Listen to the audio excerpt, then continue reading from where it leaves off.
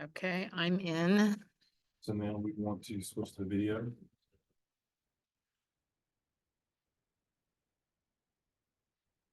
Select the owl, the chef upper. Thank you.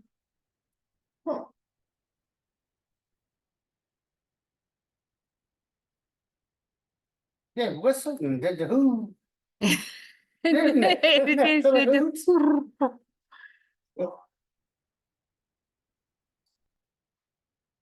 Oh, shoot, I pushed it back and it come undone. So the audio is good, right? Yeah. Okay.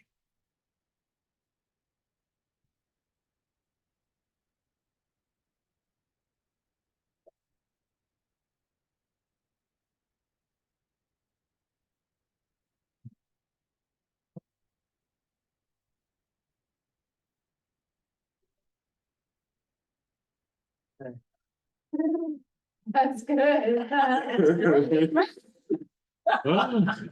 He got it. Yeah. Heard that thing plenty enough times.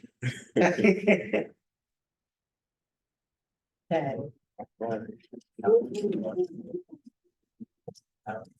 Okay, now it's showing the room. Okay, I got you.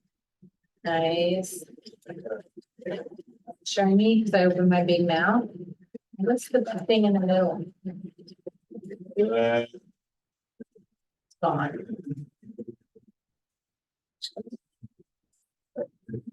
Bernadette, will you say hello? Hello. Okay. All right. So, boy, oh boy, here we go. And then when people come in. Am I gonna need to mute when I do those? Remember I had to do that last time, Trevor, so people could Yeah. hear. So here I am. And I'm gonna share my screen. And I'm gonna go. Crap, it's not there. Okay. Yeah, I had that. Oh. Absolutely.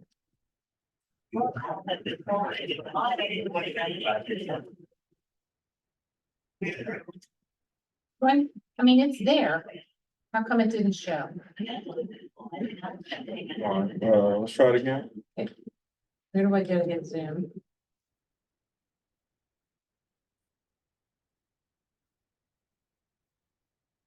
Um, all right, application windows, click that. And let's just say share sound. Click share sound. Share. Share sound on the right. And then it's not no, I mean. No video, yeah, but So I'm like, let's- I don't see the actual, Yeah, because it's the Chrome link. It's the Chrome browser. so what, So the Zoom, I think, may be the first browser on there. Let's go ahead and click share. So yeah, the Zoom is the first one that pops up. So I mean, yeah, we're sharing. right, so here's Jimmy. And I'm going to just click.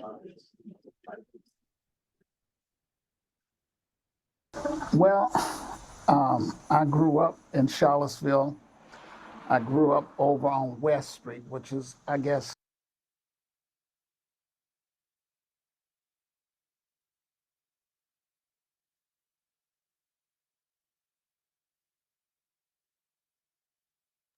Yeah, you will. So, from here, it's about 3 blocks.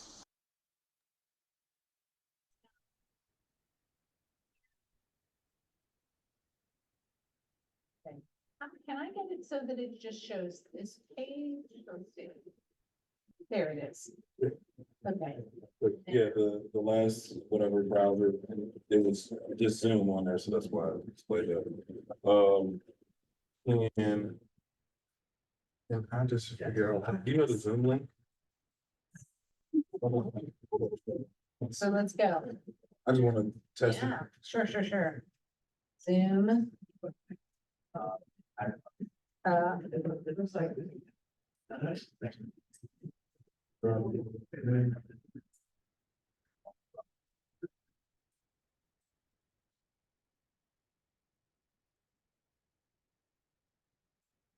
Yeah, okay, I'm gonna write this out for like that.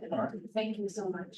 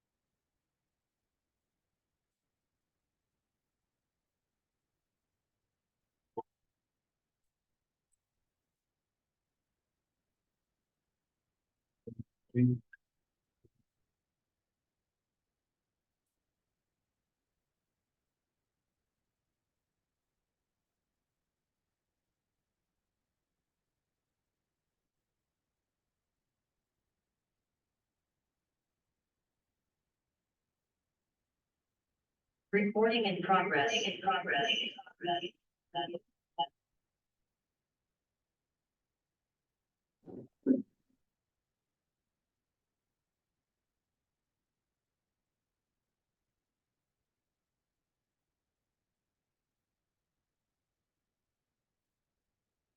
So.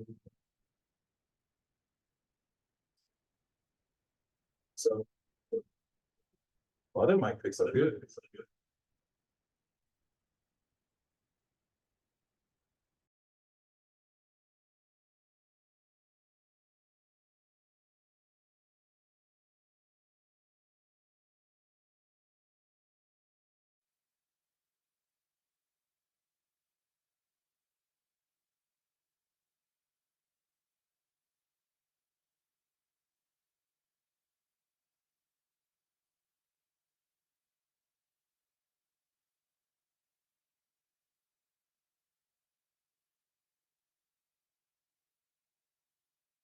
I do remember incident where I got into a little back and forth with two white students, and it was some pushing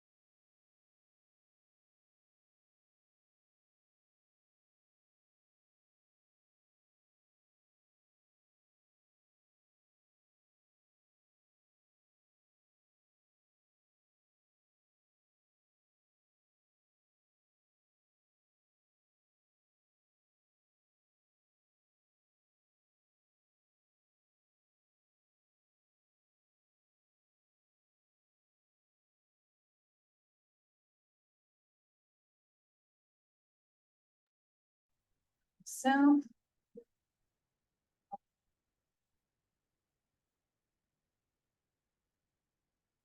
Let's see,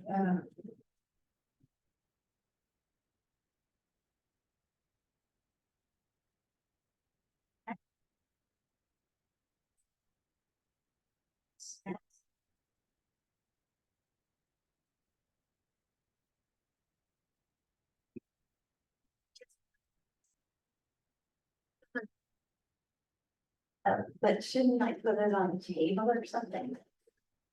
Maybe last time they had it here. Okay, so, yeah. Oh, okay, how's school going? great, how are you? Good, hey, what was the, I'm signed in, but what is the link? The Zoom, yeah, teams, I just wondered about, what is the? Oh, I don't remember, but I have it. I think that's. Yeah. Hey, She- Siri, she's- call Jennifer. Calling Jennifer Cruise Mobile. Remember, I just had this one, but that's whatever it was like. Hey, could you, the Zoom, this center teams of the Zoom, like how to sign, in case I lose the sign in, Trevor sign in, what is it?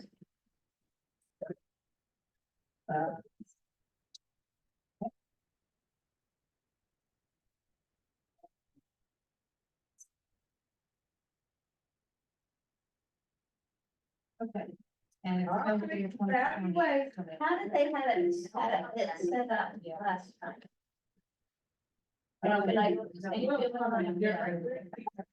Yeah, put the drinks on that. Yeah.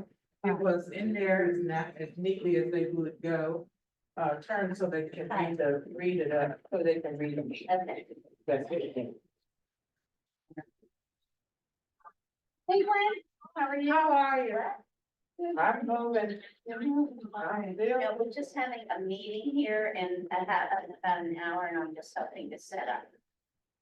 Okay, did you get the email about the DocuSign? About the what? You know, what DocuSign? No. Or the overview? No,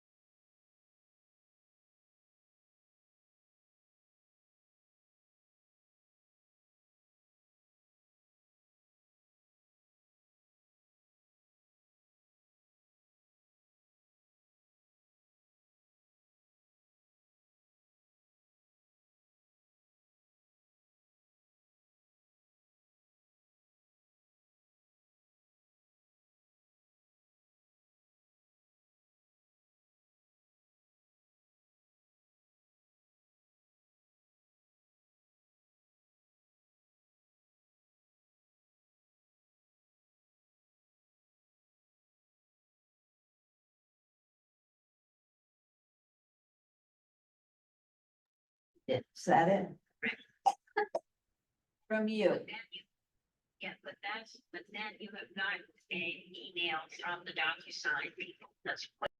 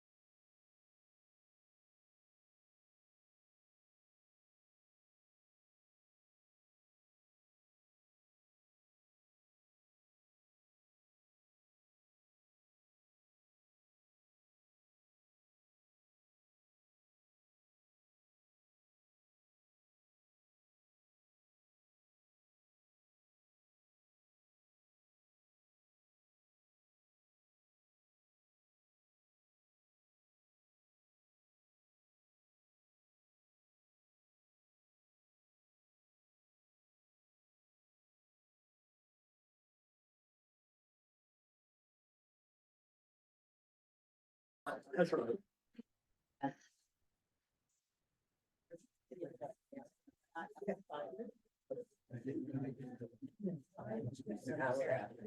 Hello, everyone. Welcome. We're so happy to have you here. And I hope you're hearing me clearly. Are you hearing me clearly? Yeah. All right. So, because you know, the coach in me will start yelling into the mic. And you'll be like, oh, please don't do that. I want to take this time to just thank all participants. And to once again, sing the song that my mama used to sing when she first started teaching in a one-room school. We're all in our places with sunshiny faces. And this is the way we start out every day. Thank y'all so much for giving me my memory time. I appreciate it so much. Have a delightful, and I'm just saying delightful guest from the Albemarle Charlottesville Historical Society. Excuse me, two delightful guests. And they have placed some beautiful material on your desk. But we began by letting our esteemed leader and this beautiful center who put diversity, equity, and inclusion in their program and said, we need a speaker series. Let's get to work.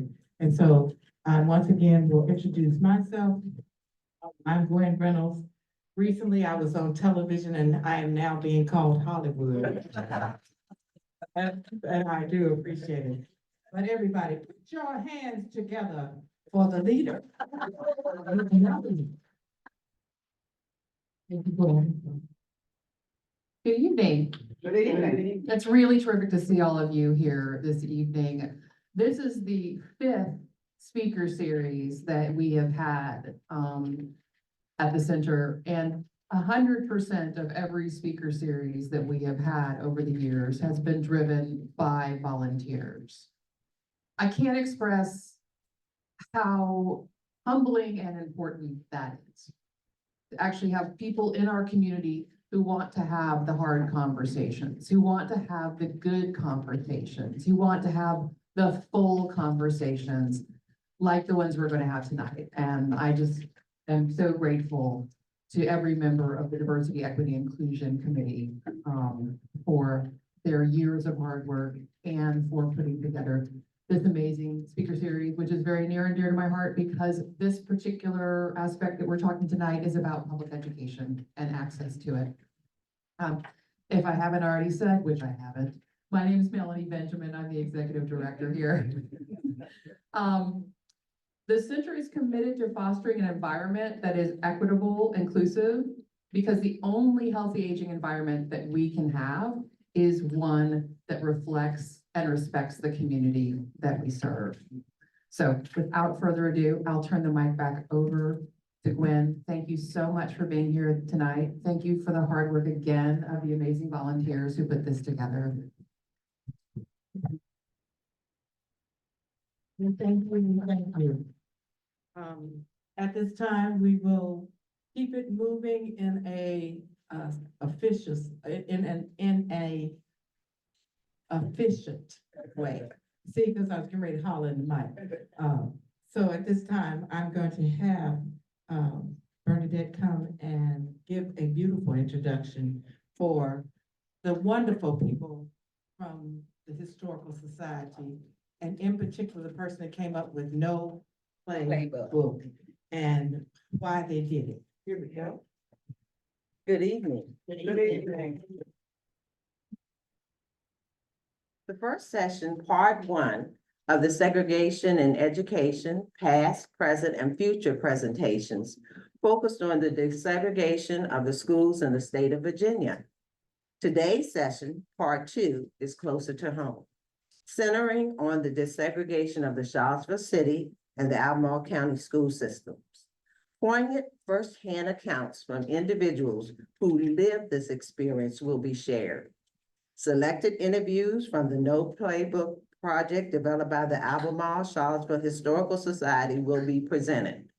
We are pleased to have Phyllis Leffler, the president and chair of the board of the Albemarle Charlottesville Historical Society, as well as the co-director of the No Playbook project with us this evening. She, along with George Gilliam, and Lorenzo Dickerson, quote, helped to design and carry out the project and still oversees ways to enhance the website, end quote. She will provide us with more details about this amazing project. Welcome, Phyllis.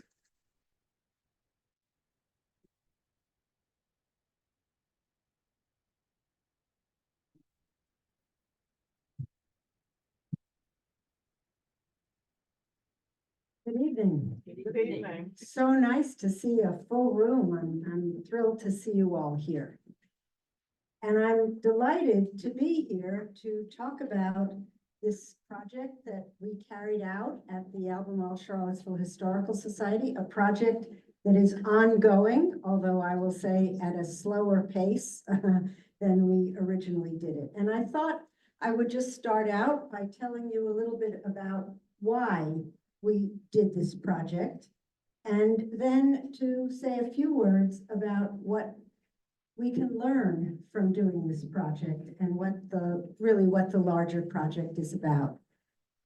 So in the year 2021, I think it was, the Historical Society was looking to create a new vision of itself. Many of you in this room, I know, are aware that the Historical Society went through a number of years of decline. And I think we were actually very seriously looking for a way to expand rather than to narrow our focus in terms of the kinds of stories that we sought to tell through the Historical Society.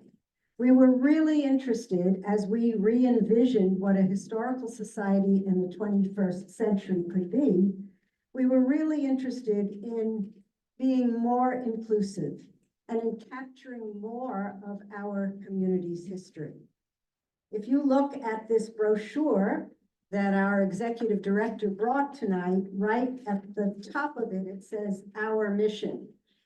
And the first words in our mission statement are, history is not the past. It is the story we tell about the past.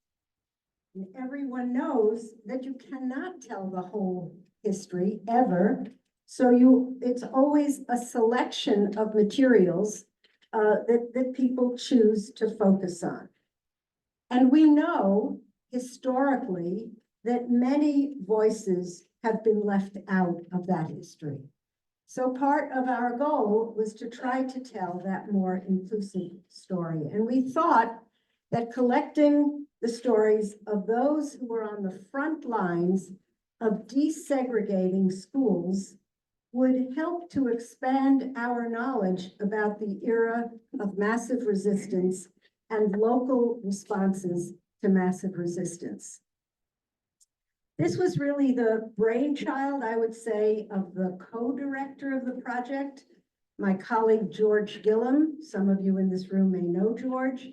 George was on the board of the Historical Society at the time, and his vision when we started was to use the lens of sports to tell the story.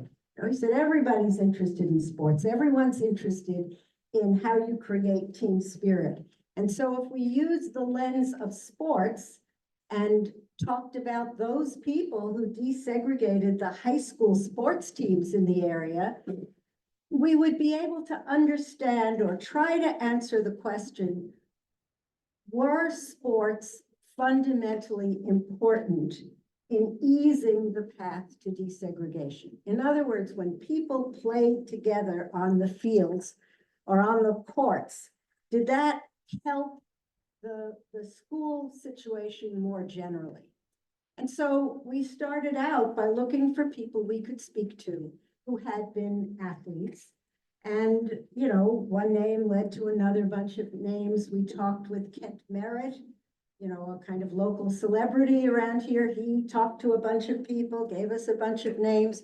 Lorenzo Dickerson, our videographer, was extremely important in connecting us to yet other people. And so we had a group of people to start with. And then at one point in the project, as we tried to talk to people who we thought would be really important to get to, we heard a kind of pushback to that. We heard a kind of pushback, people said to us, sports weren't everything. There are other ways that people engaged one another. We engaged one another in the classrooms, and teachers were part of this, and community members were part of it. So I wouldn't say that we have expanded the project as much as we could, but we made a conscious effort. First, to speak to some women, because, in the 1950s and 60s, there were no women's sports teams. We didn't want a sample only, filled with men. So we reached out to what women were doing. We spoke to people on cheerleading teams, and people who had roles in student government. And so we ended up getting a sample of about 45 people. Now, we could expand it more, and expanding it more would sort of require more resources. None of these projects come free, but we did get a start, and we are really very proud of what we have done in the project. So as I said, it was the brainchild of George Gillum, and George Gillum came to me. I was on the board of the Historical Society at the time, and he turned to me as someone he knew was familiar with oral history. So by the time I retired from UVA, we can do the Black Leadership site. By the time I had retired from UVA in 2015, I had completed a project that I co-directed with my colleague Julian Bond, which we called Explorations in Black Leadership. We had done oral histories on a national level with people, African Americans, who had become known and some lesser known leaders in the community. And we tried to document their stories about what were the catalysts that enabled them to become leaders. So I had developed this website for UVA, and George knew I had done that work. And so he said, well, if we're going to do this oral history project, you, Phyllis, has to be involved in it. So under the able leadership of our then relatively new executive director, Tom Chapman, who's in the back of the room. Tom, you want to raise your hand? Tom became the executive director in April of 2020. He likes to say just as everything shut down during the pandemic, but he embraced this project wholeheartedly as a way to demonstrate our intentions as a historical society to be a first-rate historical society serving the needs and interests of the community. So in 2021, we started doing the interviews. And then by December of 2021, we applied for a grant, a national grant that was offered through the American Historical Association in conjunction with the National Endowment for History. The American Historical Association is the largest national association of professional historians. And they awarded us a grant of $75,000 for us to be able to build this website. So now we can go to that, to the No Playbook website. Not there. Sorry. That's okay.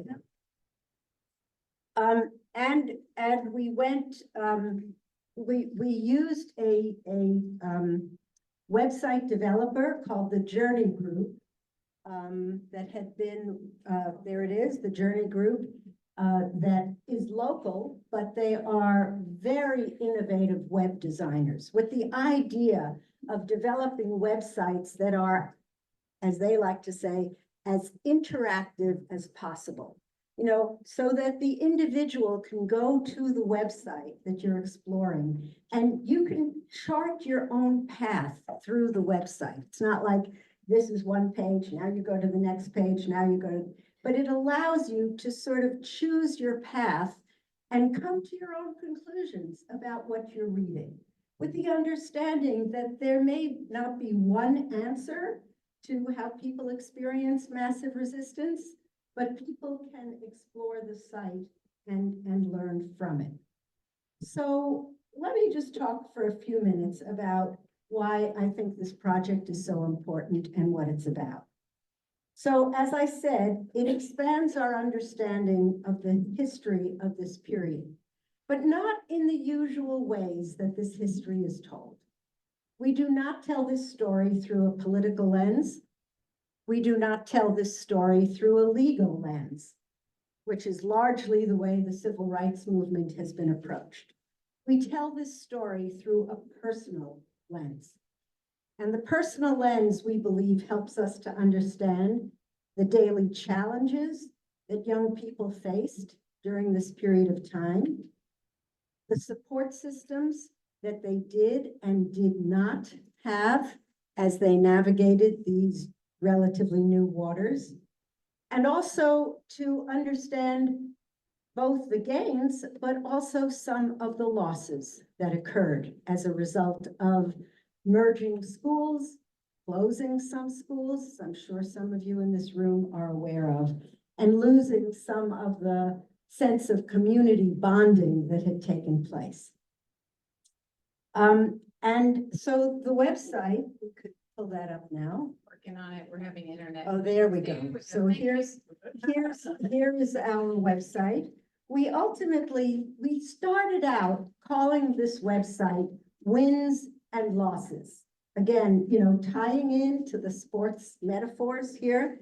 But then we heard so many people as we did these interviews say one very common thing. They said, no one prepared us for what we were going through. There was no playbook. We had no playbook as we navigated these waters. Teachers said it, administrators said it, and the students, most of all, former students, now adults, said it. So we decided to call the project No Playbook, which we think is a fitting title for it. So as you look at this as you look at this site, it was designed so that there were 3 different ways that you could approach the material. You could listen to the stories, if we could click on that for 1 minute. And if you pull that up, you get little segments of things that people said. And so you get some sort of an overview of what the general comments were that people were making.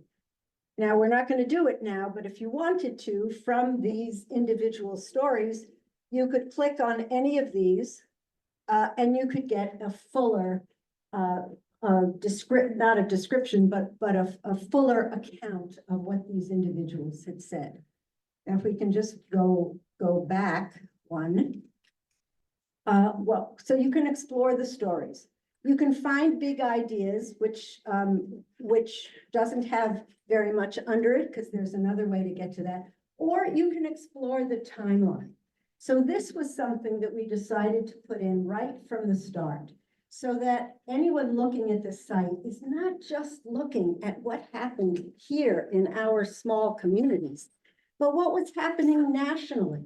And what was happening nationally, you know, over the long view, not just starting in 1958 when the schools closed, but starting way back, you know, with the Niagara movement, or with, you know, or with Plessy v. Ferguson, sort of spelling out some of the legal background. And so students looking at this would be able to say, well, let's try to put this in some context. What's going on? So the timeline is there. And if you scroll down, after we get to some of the big national things, you can see we also have, on the left-hand side, we scroll back a little bit. Yep, see right there, we have statewide events. So what happened at Moton High School in 1953? And if you scroll down more, we begin to get not just to the national or the state, but the local. So that's some of the contextual material that we tried to develop, okay? Now, so the timeline is there. You can enter this site by looking at the individual, looking at the stories and saying, gee, whose story would I like to know more about? Or you can I'm gonna just quickly demonstrate how you can get further and more deeply embedded in this. But before I do that, I just want to say that our hope is that this website will become a model for other communities to use. Not only will it be introduced in school systems, but we hope it'll become better known, and other communities will do this kind of work to document their own stories. And we've already begun to expand it in some ways. So if we could just go back for a moment to the homepage. One of the things that we have decided to do, and if you could go to about this project, the little thing that's talks about what the project is and what we've done. We have some learning resources on it. We've already developed one lesson plan for schools to be able to use. But right down here where you see it says, if these walls could talk.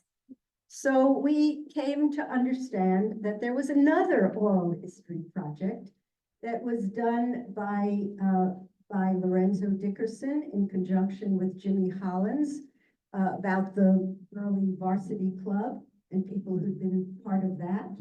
And they have over 20 oral histories. And so those oral histories are going to be linked to this website as a separate set of materials, because we're really talking about desegregating schools, but the stories that were coming out of Burley were stories about segregated schools.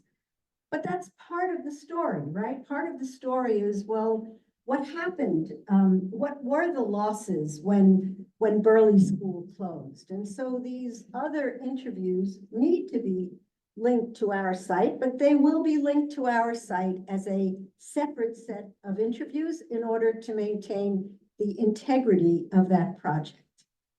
And then we are linking through a woman in our community named Annie Evans, who is working full-time for Edward Ayers, who's the former president of the University of Richmond and is doing a tremendous amount of web-based work in American history. And she is taking our project, because she's very interested in it, to school teachers across the country. Ohio, Indiana. She says, if you get some hits on your website from Ohio or from Indiana, that's me, she said, because I've been talking about it, you know. So we are getting some larger attention to it. And as I said, we already at least have one lesson plan. We're trying to work on others. So let me just quickly talk about how one could use this site. I know you're going to be doing a little bit of that later as well. So if we could go back to the index here, and if you can see all the names of people we interviewed to date in the project. You could, but we're not going to, click on any of the names and it would take you to their homepage. You'd find a bio about that individual. You could find the full interview, or you could sort of go to individual clips and pursue it that way. Then, if you wanted, all the different schools that were mentioned in the course of doing these interviews are here. And you could link through the schools, or you could link through the sports teams. And you could also, if you chose, want to link through particular topics, certain key words that came up over and over again. So if you link through the topics, you could sort of do a more analytic, you could course through this website in a more analytic way. So let me just give you one example. I know it's not on your sheet, so I'm delighted because I can talk about something else. I want to go first to Burley High School. Okay, so if you go to Burley High School, here you can see some of the individual people with their names who said something in their interviews about Burley High School, okay? And if we go back to so there are a lot of people who talked about Burley High School in one way or another. But if you go back to the top of Burley High School, you know, we might have people who come to this site and say, well, what was Burley High School? You know, what should I know about Burley High School? So we put in a little description about Burley High School. And then if you want to read more, you could learn a little bit more about Burley High School. And then if you wanted to learn even more, you could go to the Sevillepedia site that we at the Historical Society are also developing right now. And then you could get some resource materials and some, some deeper information about that. We're not going to do that now because it'll take us out of this website. And I don't want to lose our place in the website. So let's go now to the quote right before the bottom, that in which the Roland and Ronald Wood folk, anybody in the room know them? Remember them? So they were twins who were among the first to integrate the Lane High School football team. And Lorenzo and I went out to rural Maryland to interview them. We interviewed them together. And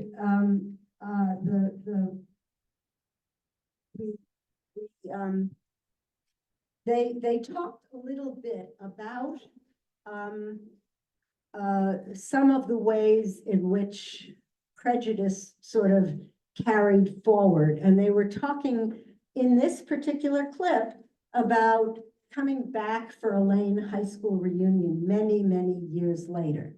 But if you were to follow that clip, that we just showed you that long list of them, the first thing that we just followed it, the first thing you would see under Roland and Ronald Woodfolk are all the different schools that they were involved in. And then you could sort of further your understanding of that little, one-liner. So if we could just start to play that, that would be great. Did sports become a means to overcome racial tensions or racial divisions? Well, I think it did help overcome racial tensions. For me, it was a matter of coping. And I can remember our junior year, the four of us went out for football. And we met in Coach Theodore's office. And he sat us down and he told us, he said, look, if you guys make the team, you will play. And Coach was a man of his word. Yes. We made the team, we played. And you can't ask for anybody. I didn't want anybody to give me anything. All I wanted was an opportunity. That's all. Let the chip fall where they may. Just give me that opportunity, but just don't say that I can't play because it's the color of my skin. Mm-hmm. That didn't sit well with me. So, these are very heartfelt and poignant and important things to learn about what it was that people were experiencing, what they were feeling at the time. So that's just one small example of one way to sort of go deeper into this website. You'll notice on the right-hand side, right at the top, let's go back to the top, he mentioned Tommy Theodos. Well, we also interviewed Coach Tommy Theodos, who was in his 90s and by all accounts, just a man who didn't have, who was so open to anybody who wanted to play. And he's really remembered so fondly. So, he was the coach at Lane High School. And so you could go from here to his interview, right?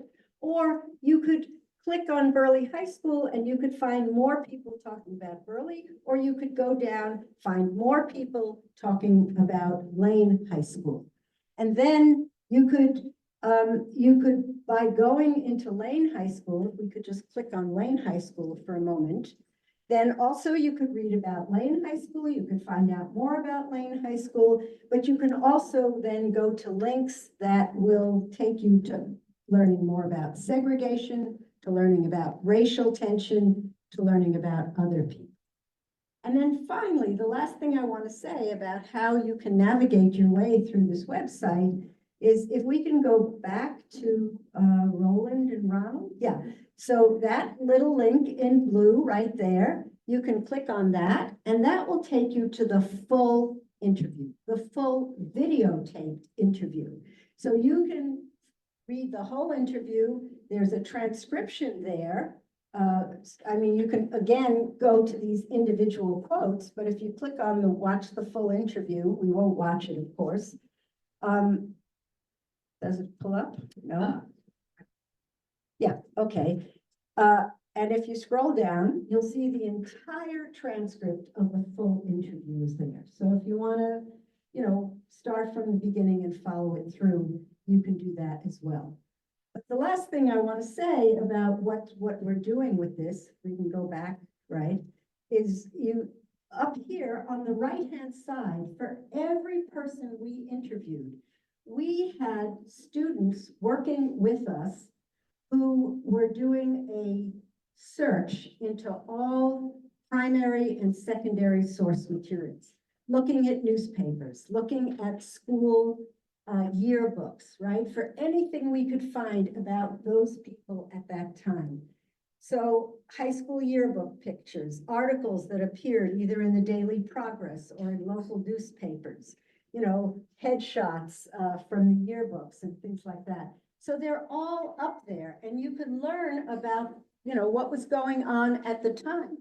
Now, when we put these up, we did not also take the time to put up the source references. But this past summer, we had an intern working with us who identified all of the source references.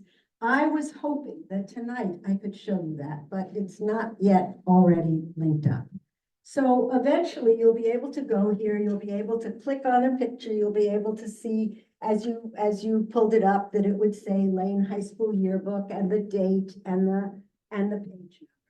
And then there are other materials. There are not materials about just these individuals, but we have school board records about what was going on there. We have city council records. We have, you know, more general newspaper articles about what was going on. And all of that will go on another place in the website, so researchers will be able to get that much broader context. So we will have a link that says how to use this site. Then we'll have a link, as I said, to If These Walls Talk, and we'll have a link to the more general sources. And we hope that we will be continuing this project as more and more people come to our attention, and all we need are funds to do it. But that's always a challenge with a nonprofit historical society. So I hope I haven't gone over my time, but I just wanted to explain it all about how to use it. And before I hand back the mic, I would just like to encourage everyone in this room who is not affiliated with the Historical Society to please join us in the work that we're doing. We can do more and more the more members we have. We do wonderful programs. We are about to open an exhibit at the Jefferson School in their contemporary art gallery about this extremely interesting African-American sculptor whose name was Alice Wesley Ivory. That's a whole new venture for us to move out into the arts, and we're so pleased to be collaborating with the Jefferson School in that.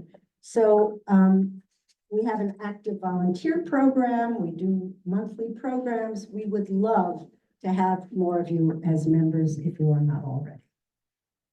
So do you want me to answer questions or? No, I'm going to give this back to you.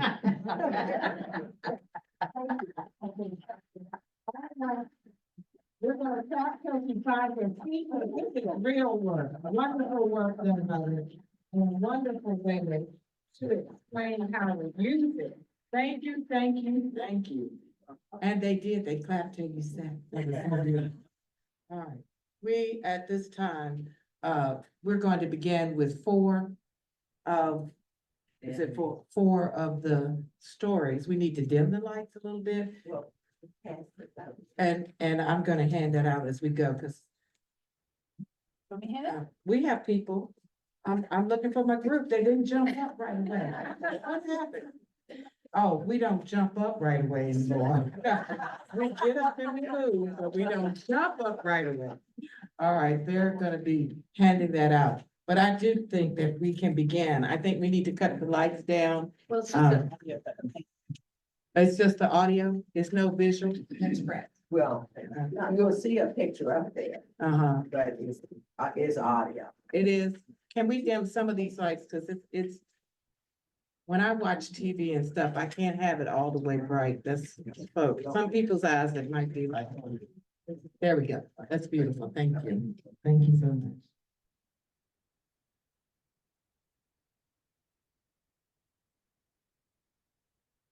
Now, as they click on it, you might have to capture the names. You know, we got a blank space there. We're putting you to work. All right, first 4, here we go.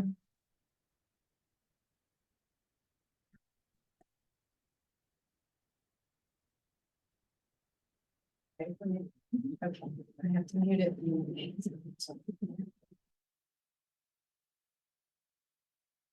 When I went to Burley in the 8th grade, my brother was a senior, my oldest brother was a senior. And there was something about being in the senior year that meant you were at the top of the heap, you know, and you walked above everybody else, it seemed. And that was my perception of watching him and others in the senior class. They had done all the stuff that we were about to encounter, and we all looked up to them. I gave that up when I went to Albemarle. At Albemarle, nobody was ever going to look up to me. And so I was never going to feel that. They canceled, as I recall, the prom that year. I remember Mr. Hurt calling me into the office one day and asking me, if we have a prom, are you going to come? And it's a burden I shouldn't have had to deal with, of course. And I have always regretted my answer to that. And I said something to him like, I don't want the other students, to be denied because of me.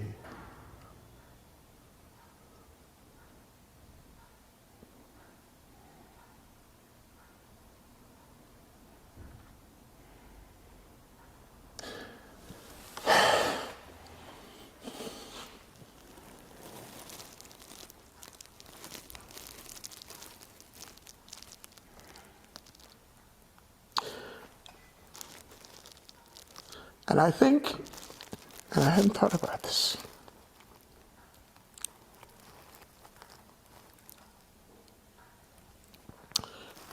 there was a realization of all of this meaning sacrifice. I knew it was for me and it was going to be.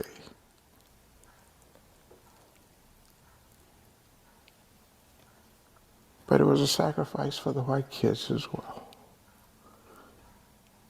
Should I care? I don't know. But I did and I do.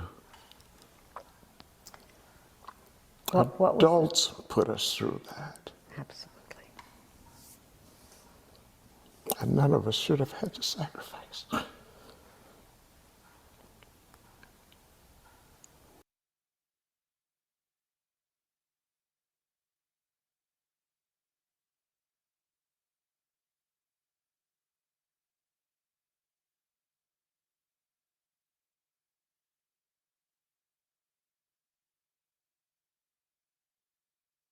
You know, they had a lot of resistance in Charlottesville. I remember that because I remember they closed the schools and all that. And that's when, that, if I'm correct, Rock Hill was created. And I didn't think that was right. I mean, I'm sorry, that was my, you know, all go to school and everything like that. And but you realize too, they had Albemarle Training School back in. And one of the fellows up at the store, I talked to him a lot about it. There was two of the black guys come up here to the store, because I want to know their experiences and how they were. They lived up here and went all the way down there to Albemarle Training School which if you, it's across from Four Seasons right there. And I want them to show me that building. They tore it down, but he thinks maybe the front wall is still left to where he went to Albemarle training. So one day I want to go down with one of the two and see that. Because see, where Four Seasons was a golf course. Most people didn't remember when I get talking about it and everything. I said, that was a golf course and right across the way. And they used to ride a bus.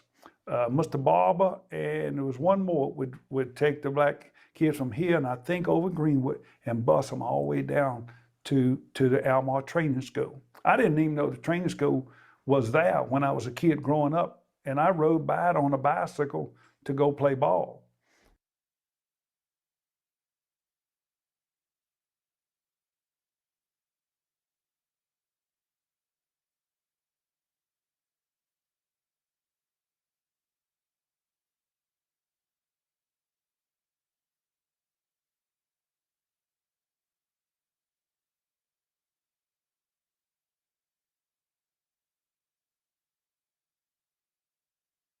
What pissed Chip off was the fact that there were no black women and the athletic teams were like in the high 80s for black athletes. And so he got together with the football players and they did the man, this ain't right thing. And then everybody walked out of class except me because the rumors didn't get that far to me. And so they walked out, Mr. Hurt went out and listened to their demands, and then Darlene and I were sitting in class, and she was a year ahead of me, so we were in the same class. We were told to come to the office, and Mr. Hurt, in an imitable fashion, because Mr. Hurt, could chase a point for like 3 years before he finally made it, so we're sitting there and he's going, blah, blah, and we still don't know. And then he says, well, so I am adding you and Darlene to the squad. And we just kind of went, what? And that's what happened. But it was the walkout, I think, the athletes and students walkout that I think really galvanized the administration to do something.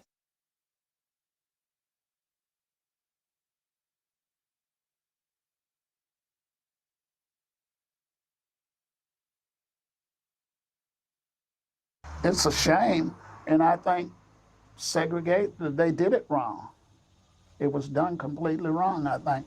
They closed all of the black schools and forced those kids into the white schools. I think they did it wrong. They should have sent some kids to the black schools and some kids to the white schools, but they did it completely wrong. And you feel like they did it wrong on the state level? Yeah. Yeah. And I think something happened to the kids that these kids will never, ever recover from. The kids whose schools were closed? Or well, I think these kids may be getting a good education, but it's a lot that they are missing. They missed out on. Tell me what you feel they're missing out. I think they are missing out on a lot of the history of what was in these black high schools and things that they'll never, ever get back, never learn.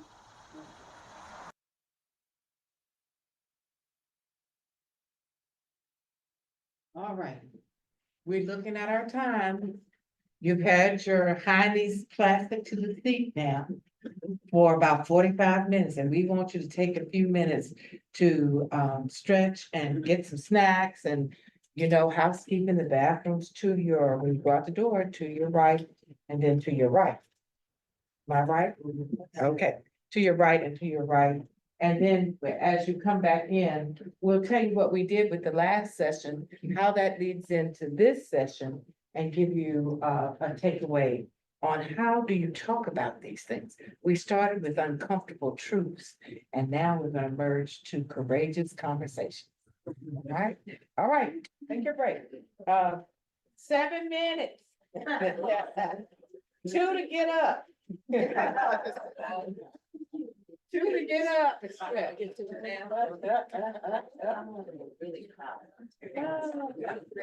that hip do? I'm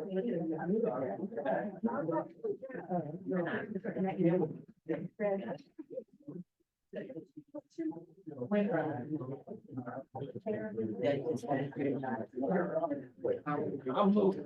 It looks like you moved a little slow.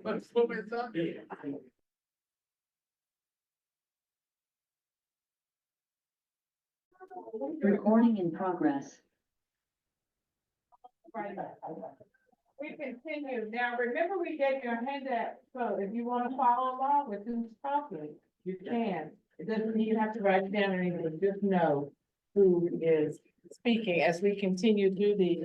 And I just love seeing those people come up and look, where does an uncomfortable conversation end with how you reflect on it into a courageous conversation, so you can know where you sit in the whole courageous thing, because everything has a guideline for us, which is so nice. We didn't have all this then. You hear how they were talking, our parents just made us go. Can you imagine getting up one day and you just went to another school and you were the example of what needed to be done, but you still had to suffer through how people perceive that, our action. All right. Oh, I didn't go to the mic. Did they hear me? Yeah, they got it. Okay.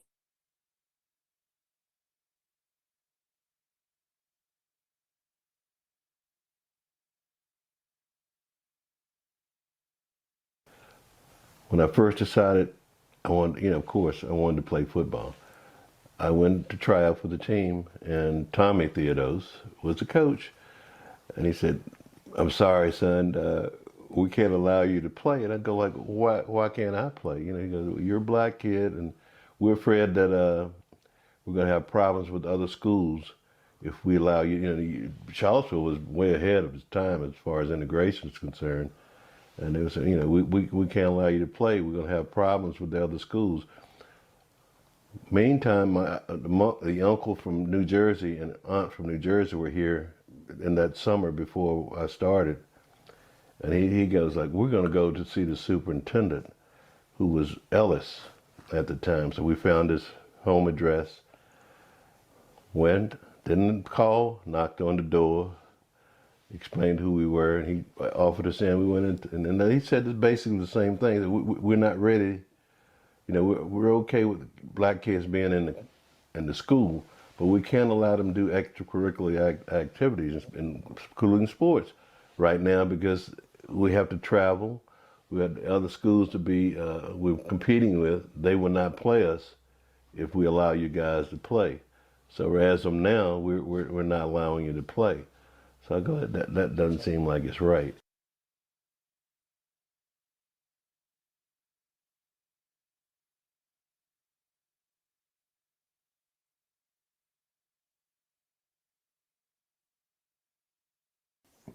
When we went to the church schools and the basement schools and all that, the schools were still integrated. When I went to Rock Hill, the black schools were open, the integrated school was open, not very much integrated, but integrated. And Rock Hill was, so everybody had a choice and nobody seemed to, there was the tension wasn't there. Maybe that should have been, but it wasn't there. And it was only when I got to college that I started seeing just how ridiculous it was. In Prince Edward County, there was a drive-in theater. In Charlottesville, you had a balcony. The blacks had to sit in the balcony. Had a separate door going into Paramount. And, but anyway, in Prince Edward County, they had a drive-in theater. You'd go in a car and watch a movie.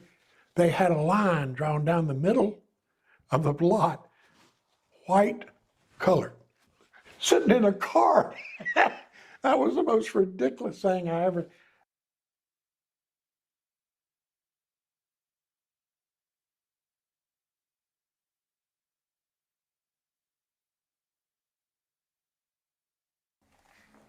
Miss McDaniel, that's her name, Coach Miss McDaniel. She took us on, and whatever I need, like if I needed tennis shoes at the beginning of the season, she would buy my tennis shoes for me. In the school, the other PE teacher, She put me out of her class because she was doing some things inappropriate. So I called her down on it. And she went to the principal and she said, as long as Veronica's in my class, I'm not gonna teach. So Coach Medania, Coach Medania put me in her office during that class period. So I ended up grading papers and typing tests for her. Racist thing, the only racial problem I had with that, one year we was playing Albemarle High School, at Albemarle. And this black girl was running down the court with the basketball. At Albemarle, she was, Albemarle, she was black and on the Albemarle Yeah, she's black, team. right. And Miss Medania stood up and said, "Stop that nigga." So when she said that, Brenda and I stopped and looked at her. And by that time, the whole building stopped, spectators, teams, and everything. So Miss Medania had to apologize to us, to the other team, to the officials, and to the whole gym. Well, we decided, me and Brenda decided, and we started throwing chairs in the gym. They calmed us down. So we decided not to go back on the team. So we missed practice for 3 or 4 days. And then she finally came up to us and said, "I'm very sorry, can y'all please come back?" So we came back.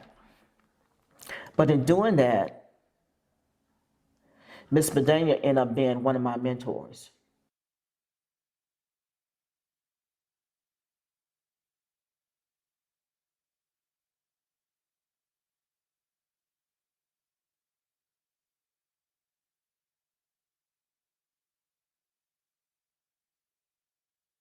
Dad was going to be taken, he had the support of the VEA and the NEA, which is National Education Association, the Virginia Educational Association, and they were supporting him, and I forget who was going to take him, file a lawsuit against him. Anyway, he knew it was coming.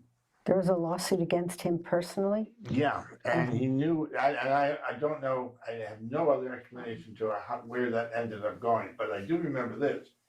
It was supposed to, he was supposed to get served papers, and every year, we always did one trip to my grandparents who lived in Iron Mountain, Michigan. And my dad would drive, in fact, he would drive from here to Chicago in one day, and then, or here to Milwaukee in one day, and then we'd go up to Iron Mountain. And he knew this subpoena was coming. He was afraid it was going to get served the next morning. Do you remember this? So we all took baths at 3 o'clock in the morning, and Mom packed the lunch and everything so we could get out of town in the dark before the subpoena could be served. And I remember it as a longer period of time than that we weren't like allowed to go outside of the house. No, we we had weren't. to just Yeah. hide out. And I think that, you know, Dad, I think, was probably still going to work, but for at least a couple days, we were all kind of hiding out. And then, like Mark said, you know, we got in the car and just, you know, drove up to Iron Mountain. And I don't know if that affidavit was ever served or not, but I don't remember if it was that. yeah.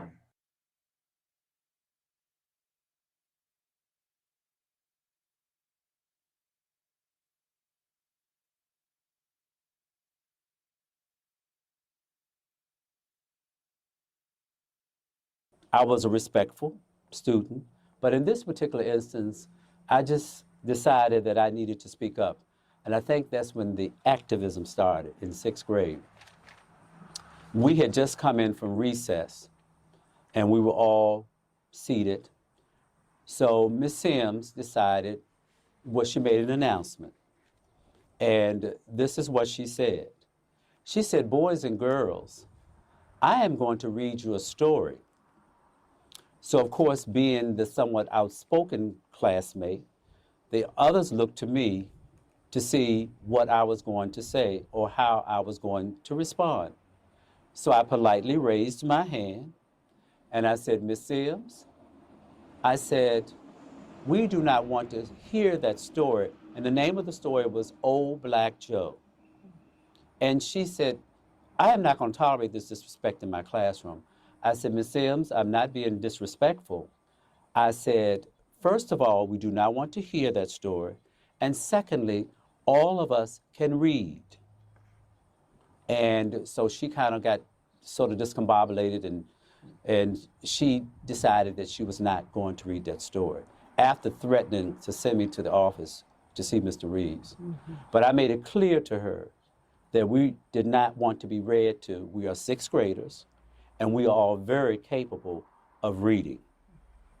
So I think that was the beginning of my activism, because we suddenly realized that we didn't have anybody to go to. There was no equity in education. That seems to be the buzzword now. And we soon discovered that we're going to have to fight tooth and nail for the right to be recognized for who we are as a race.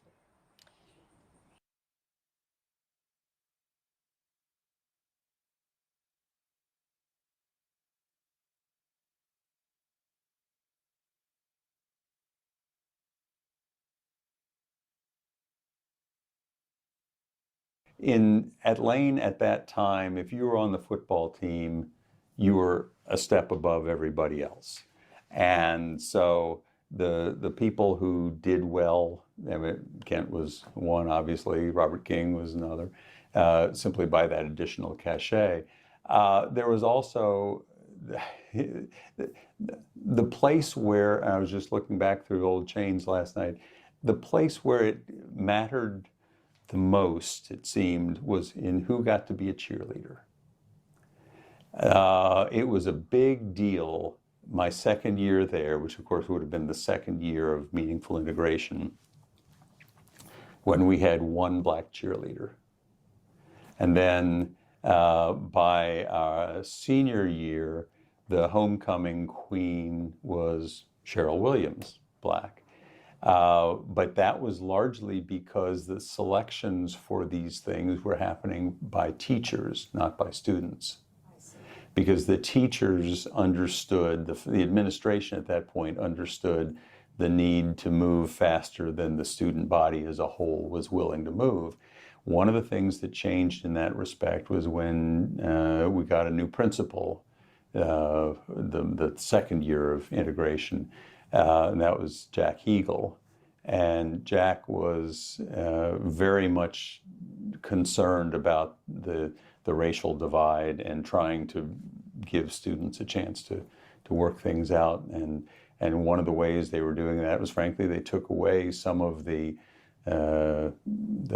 power to be as overtly racist as the students had been expressing to that point. Because if you look at the sort of the majority vote of most of the people who did anything, most of the students who would vote in things like who you want to have be the homecoming queen or whatever, most of them were white. Most of them were very white. And the way the system worked, there would not have been a possibility of somebody like Cheryl being a homecoming queen.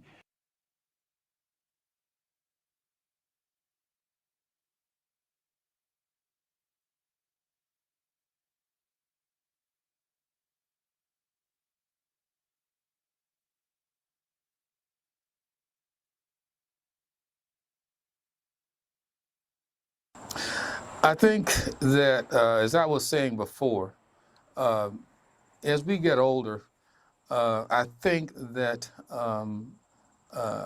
we would like more of a historical record written down about our experiences in going to UVA and that whole process. I was kind of surprised to find out.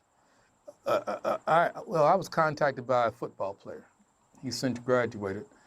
And he wanted to talk to me about it because he knew nothing about us. He said by happenstance, he ran across an article or some information that talked about the first blacks that integrated the program at UVA, but it was just by happenstance. It shouldn't be by happenstance. We're part of the historical record of the University of Virginia, so he shouldn't have to search those things out. I think that it should. I mean, we're not promoting ourselves. We just recognize that we are part of that history. And I think it's important for those kids. Now, I was very impressed this kid sought us out. That let me know that this information is important to these young kids. They need to know this stuff. So I think more of an effort needs to be made to write these things down so that kids can come along and read about it and be enlightened by it. Because otherwise they would think that we had no part in developing UVA or being a part of UVA.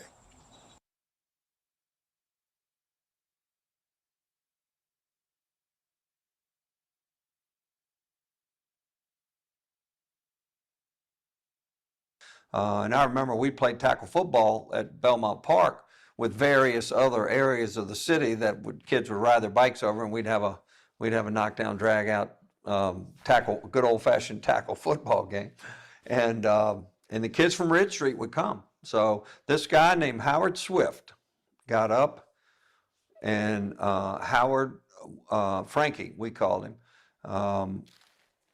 Do you know him? He lives in my neighborhood. Every day. So one of the kindest, gentlest human beings you'll ever know. A very diminutive, small guy, loved sports, but was never big enough really to play any of them. And so I invited Frankie to come, and Frankie invited some other guys that I went to high school with, and at junior high school and high school with, actually. And Frankie lived on the east side of Ridge Street, so he had to go to Clark. And the black kids that lived on the west side of Ridge Street went to Johnson. Johnson was heavily influenced by the liberal faculty and so forth of the University of Virginia, so it was a little bit of a different climate over there. Belmont was pretty conservative, working class, tough guys, So Frankie got up at this group. What we did was we circled, we got together at Washington Park, which for me is always a symbolic park because we wouldn't go to Washington Park when I was a kid. You would not ride your bike to Washington Park. It's just the way it was. And so to me, it's now a park open and everybody can enjoy it, and it's still right in the middle of the city. And so we met at Washington Park, and everybody introduced themselves and talked a little bit about what they'd been doing all their lives. All these people were born in the 50s. And Frankie got him told a story I had never heard before, which was that he was scared to death about his first day at Clark Elementary School because he was afraid that he was going to get beat up and either on his way to school or on his way back to school. Said he told his mom and dad the night before, and they said, well, we can take you to school, but we can't pick you up from school. So he knew he was going to have to walk from Clark back to his house on Ridge Street. And he said that this is quote, he said, I met this white boy, and his name was David Sloan, and he walked me home.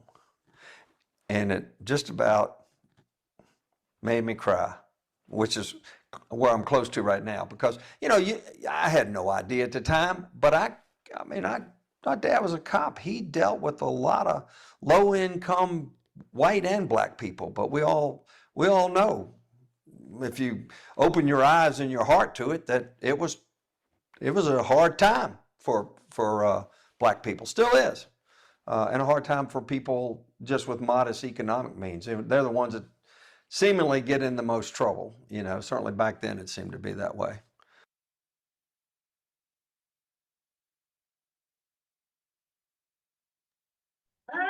Howard Swift is with us today.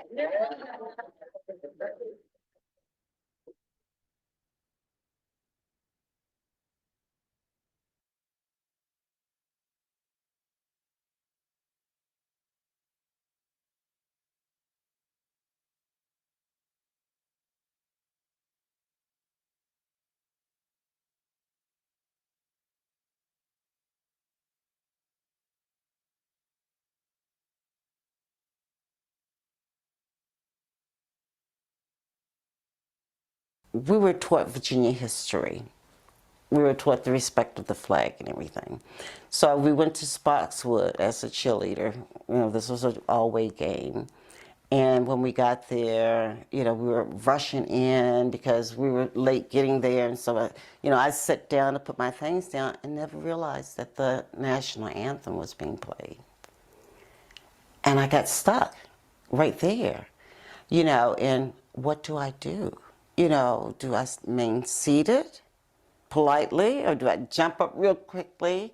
Because it was like a standstill moment So the misunderstanding, and this caused quite a lot of confusion among the students, that I refused to stand. It's not that I refused to stand. I was in a situation I didn't know what to do. But I took it as I refused to stand because that's the way it was presented to me. And so, of course, what happened was the sponsor called me up and, said, what happened? And I explained, that I didn't refuse not to stand and everything. And so I was suspended from the squad. Well, that's the time my mother, and I don't think I told you all of this, my mother finally showed up at Lane High School. And I hate to say this, but she did say that the principal at the time turned every shade of a Christmas tree when she got finished. But my mother was a religious woman, and she said, I pay my taxes, and when she went on, but she put her foot down at that point in time, But I did have, somebody on the council to stop and say, well, was it because they had the Confederate flag, on their uniforms? No. It was just an incident that happened. But it started, once again, another can of worms where, that, and I felt like no one listened to me. With the suspension and everything. So it was horrible to go to a game. And I went to a game because I was going to go. It was during basketball season. And I was going to go whether I was on that squad or not. Every time a black person made a goal, the crowd went crazy. Every time a white person made a goal, the blacks said nothing. Because of the tension. Because of the tension, and I was suspended from the cheering squad. And I felt so bad for the lone black cheerleader who chose to, cheer, because she was trying her best to get the crowd, rowdy and stuff like that. And I can just remember seeing her just sit down and cry, because they, once again, was she an Uncle Tom or not? No, I don't think so. She stood up for her rights. Mm-hmm. She believed that what she was doing to be on that cheering squad, and that's what she wanted to do. Mm-hmm. I didn't have the choice, but I had the support. So once again, when I said when we came together, we were still a village. It's just how we did it to still that.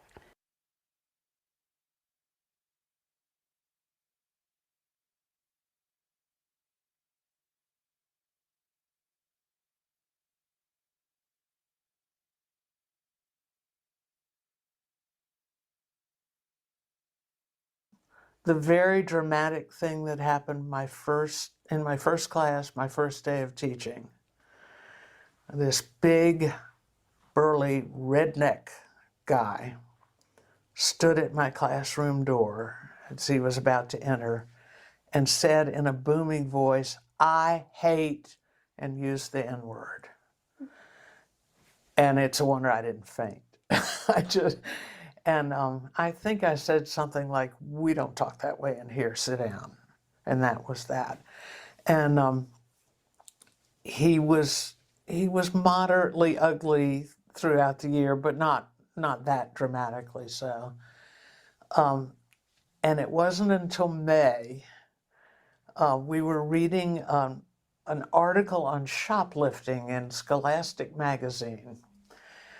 And I don't know what possessed me, but I called on him and I said, "What would you do if you saw Charles shoplifting?" And the second it was out of my mouth, I thought, oh my God, what have you done?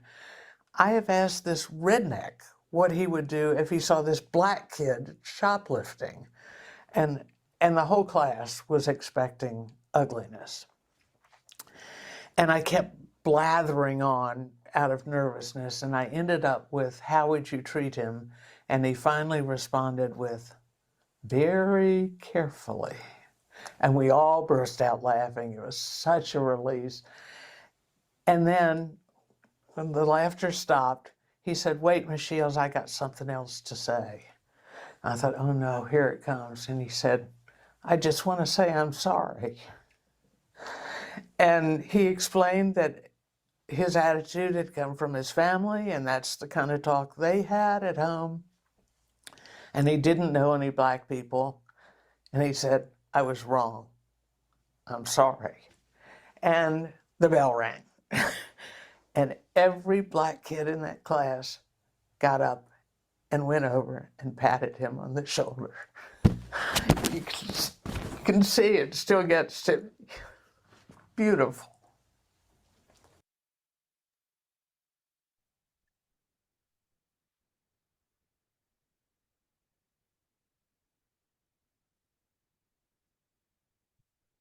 So it's sort of safe to say that as you hear people's real primary source, real stories about how they engaged, what they were thinking, how they saw the incident, how they really didn't know any of the surrounding evidence of what was happening, how each person was exposed in a different way. And then we see the effect it has on people around them, the effect it had on them. And that's why primary sources are so good, because people are alive and they can tell you and you can feel it and you can understand a little better. And perhaps that's what we need to do as we look at courageous conversations. You can't talk about uncomfortable things unless you can see it from a courageous conversation. So my wonderful people jumped up last time. Y'all were really feisty. Come on. We got one last piece of paper to turn to up to and to let them see. DEI, or diversity, equity, and inclusion, tries to teach us that culture is a unique way of life. It's not color. Diversity is a unique way of life. I am a young lady who was raised by a military man and a teacher. I'm referred to by most people as an Army brat. My younger days were going to Europe, out of segregation and into integration, because the military is integrated. Coming back into segregation, going back out to Europe, coming back in and going out. So by the time I came back in the last time, it was my cousins and all those people that experienced the first round and the second round of integration. I came at the end when it was more subversive and hidden and underneath, and you didn't know if the teacher really liked you or respected what you did in the entirety of your being, and didn't see you as a whole, as a whole being with enrichment and life experiences. So the good thing about me telling you that is that I still can see my students and understand, because my mom and dad were rural. Patrick County, Southern End, Southwest, his parents, tobacco farmers. My mom, loggers. We grew up, when we came back into America, when we finally settled on the land of my mom and dad, and we farmed. I'm rural. I'll be talking about, oh yes, I've been to Belgium, Switzerland, Holland. We camped out through the things when my dad was in the military. My mama wasn't gonna miss anything about Europe. And I can tell that story, but I'm still rural, right? I'm still country. And they would say, Miss Rose, you country. I said, yes, we walk down the road. We don't know nothing about no street. Talking about it's dark out here. It is. There's no lights out here. This is a road. You have to. So culture, when you look at your culture, you begin to see your diversity is in your unique way of life. How were you raised? How did things happen? And so when people look at things like this, remember you're bringing that to the discussion. And then how to identify, how would I go forward? We've got to go forward because the work is good. It opens people up. We have these primary sources. We have people telling their real stories. And now how do we go forward? So as you look at the paper for me and we look at our time, we want to make sure that we look at the categories. So what do you see as the categories that when you have courageous conversations, what do you fall in? Do some of you all fall in? Do we fall into, when we first hear something, the emotional? How can that be? My experience wasn't like that. Or, oh, this is something else. Or do we fall into it because we think of it intellectually? I think the historical site, the society helps us to look at it from more than one view. So you get an analytical. Because this was what was happening, this is how it happened, this is how they felt. And then what do we think of it? So that gives you so many avenues to go through. And then, of course, there's this issue of morally. How do we fall? And socially. So when you saw these different people, what did you feel? Which category would you fall in? Because when you fall into the categories, none of it's wrong, but it makes it a courageous conversation because you're looking at your own self as you make decisions about what you're hearing and what you're seeing and how the information is presented to you. And it doesn't mean it stays in one. It can cover a spectrum. You can start with, oh, my family, we don't believe in that. I don't know what that's all about. And it can end with the story we just heard. The boy realized that these were the things he heard at his house. But it didn't show when he went to school with the very people that he thought were this kind of people. And so he had an awakening because he was going to school with them and he could see that maybe what he had been told wasn't true. And so that's where we fall. I love No Playbook for the primary sources. That's the social studies teacher in me, falling in love with primary sources. I love it. And secondary sources as well. I hope that you had a chance to see that from the first session, when you all were looking at the documentary on uncomfortable truth, maths is resistance, we took what you said last time, you all, and we put it into categories as if we were seeing your statement from Courageous Conversations. This doesn't mean that that's the only one it falls in, but that's what we picked up as a group and collectively agreed. Well, maybe this one falls in this. And so we hope that you see the work is continuing. We don't want it to end. But do you mind doing something for me as we start to bring this to an end? Could you be so kind as to be reflective? That we all need to reflect. And if you just put a word or two here, you can put it in the reflection on the side. And the question is, what was your personal reflection on the topic today? What did you think of the historical society? How did you feel about the primary sources? What particular person? There's so many ways we can go. Don't make me bring out the who, what, why, when, where, how, and did. Any of that you were feeling, is there a particular person that spoke that you were like, oh my goodness, I know that person? Or, I hadn't thought of it like that. Whatever it is, feel free to put it on the paper, and we would love for you to take the paper with you. But if you want to, if you stick something right here where it says the Historical Society reported firsthand accounts and using the Courageous Conversations compass, just put a sticky note of what you're thinking right there, and we'll be sure to have that as well. So you won't take 8 minutes. You thinking? I hear people's brains doing something. What's your brain doing? All right.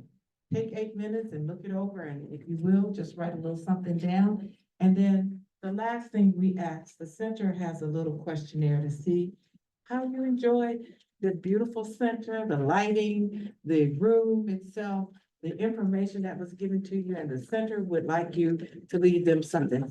I'm telling you, we really are ending on a high note with getting back some feedback so that this will not be something you just did, but rather the beginning of what happens next.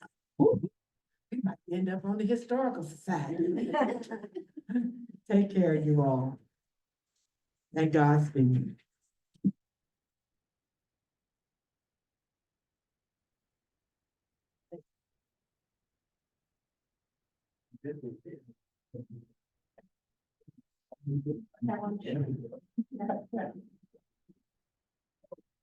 Some people hadn't done homework in about 60 years. They didn't know anything.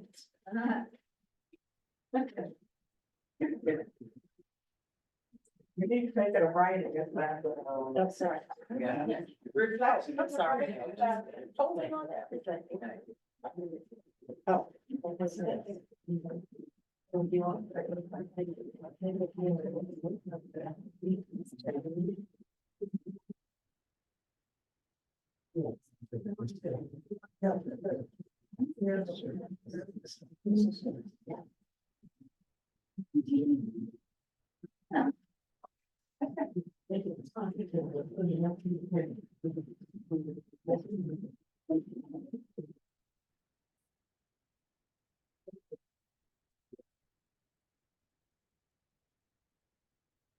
Got 15 minutes here.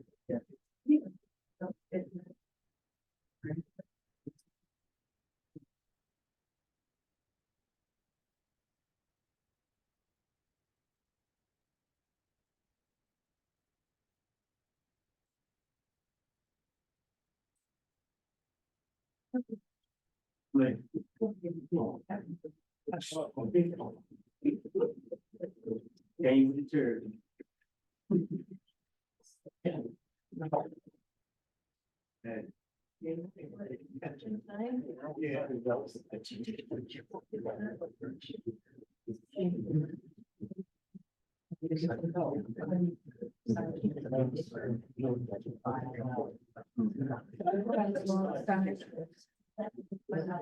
I wrote on the wrong side. All the way.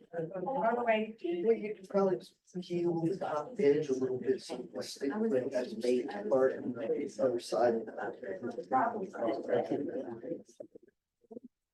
Well, let's put it Or do you want me to get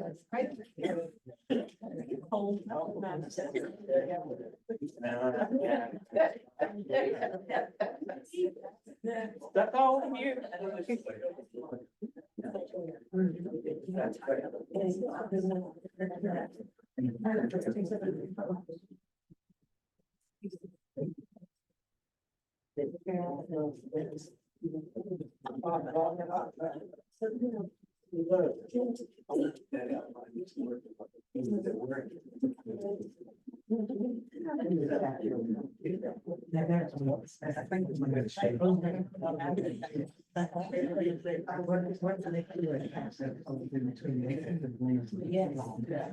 Maybe just one.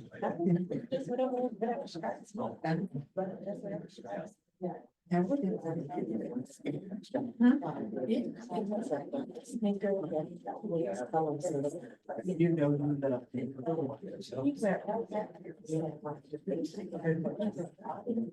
you know hesitation. No place somebody so it wasn't something that was really sold. I still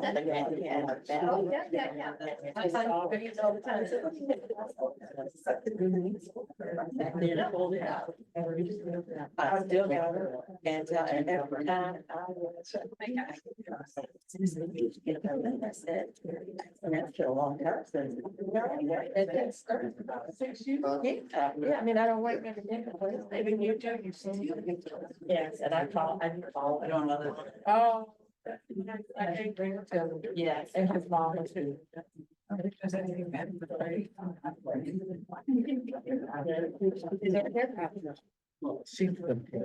great, thanks. Thank you. That was wonderful. Thank you so much. That's great. I'm so glad you came. Oh, I do. We got it.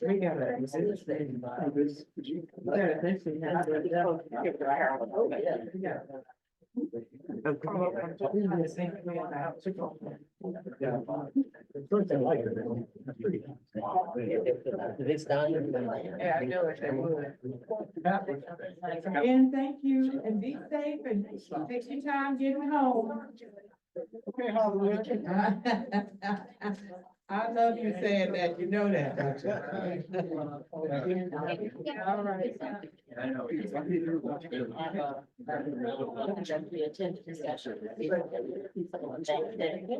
So I don't know if it's.